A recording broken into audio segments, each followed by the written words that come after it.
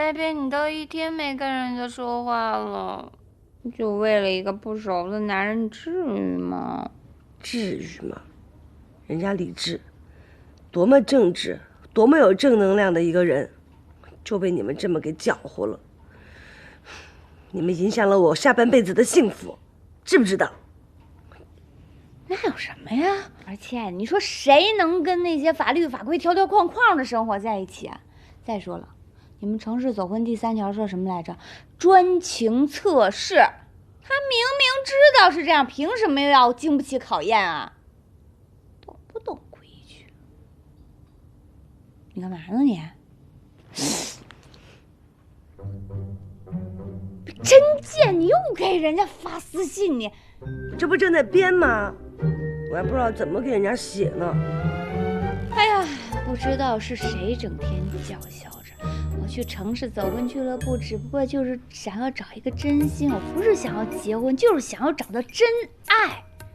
這感情就是懷揣着一顆想要嘎嘣一下就閃婚的心吶。你還真沒辜負了雷閃閃這名字。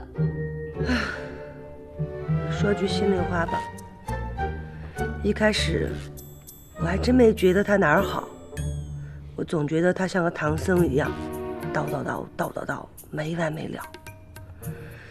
可是今天他罵了我之後，我突然覺得他真的挺爺們兒的。賤，baby，我跟你說，他要是真喜歡你的話，就不可能因為這麼點個小玩笑跟你生氣。小玩笑，警察叔叔都驚動了，這叫開玩笑嗎？從小到大還從來沒有這麼近距離的跟警察叔叔接觸過呢。人家一個良民，一片痴心和我走婚，你們非得疑神疑鬼的。baby， 那個我們這不是也是為了你好嗎？再說這事跟我沒關係，不都是可風幹的嗎？對呀，可風呢。